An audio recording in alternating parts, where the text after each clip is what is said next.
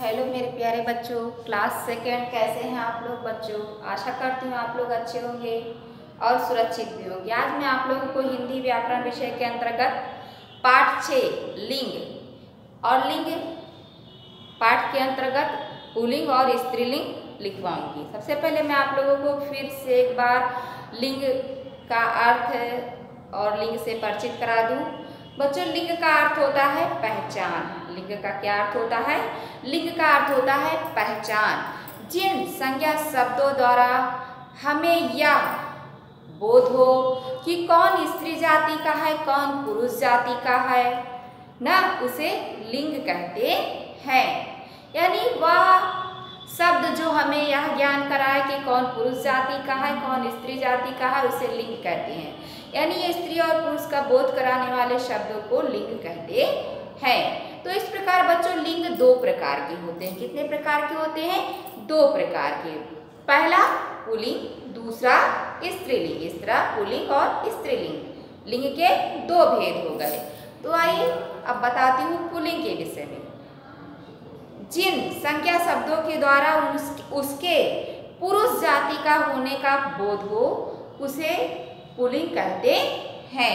जैसे लड़का, मोर, मेज, बैल न आदि। और स्त्रीलिंग, जिन संज्ञा शब्दों के द्वारा उसके स्त्री जाति का होने का बोध हो उसे स्त्रीलिंग कहते हैं। जैसे लड़की, औरत, गाय, मोरनी, कुर्सी आदि।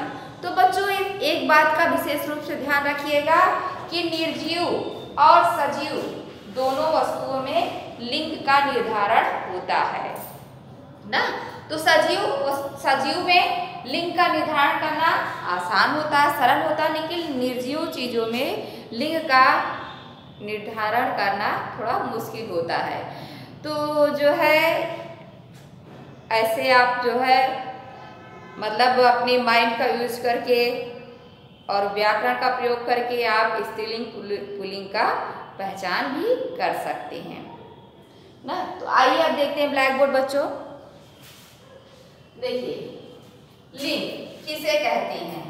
उत्तर है पुल्लिंग लिखिएगा जिन शब्दों से उनके पुरुष होने का बोध होता है उन्हें पुल्लिंग कहते हैं। जैसे राजा, लड़का, आदमी, बैल आदि।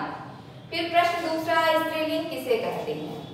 उत्तर हेडिंग डालेगा स्त्रीलिंग जिन शब्दों से उसके स्त्री होने का बोध होता है उन्हें स्त्रीलिंग कहते हैं। जैसे रानी, लड़की, औरत, गाय आदि। तो बच्चों ये है आपका क्लास वर्क। आप लोग neat and clean class work copy में क्लास वर्क लिखिएगा और लर्न भी करिएगा।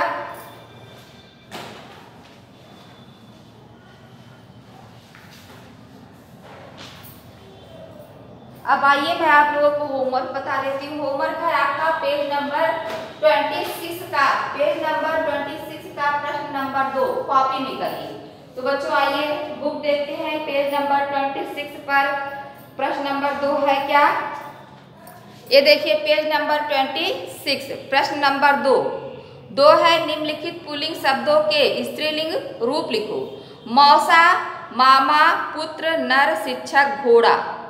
इन शब्दों के आपको ये पुल्लिंग शब्द है, इनके स्त्रीलिंग रूप लिखना है। ओके बच्चों, मौसा का स्त्रीलिंग हो जाएगा मौसी, मामा का स्त्रीलिंग हो जाएगा मामी, पुत्र का स्त्रीलिंग हो जाएगा पुत्री, नर का नारी, शिक्षक का शिक्षिका, घोड़ा का घोड़ी। तो इस तरह बच्चों पुल्लिंग शब्दों के स्त्रीलिंग रूप आपको कॉपी में लिखना है। ओके बच्चों, थैंक यू।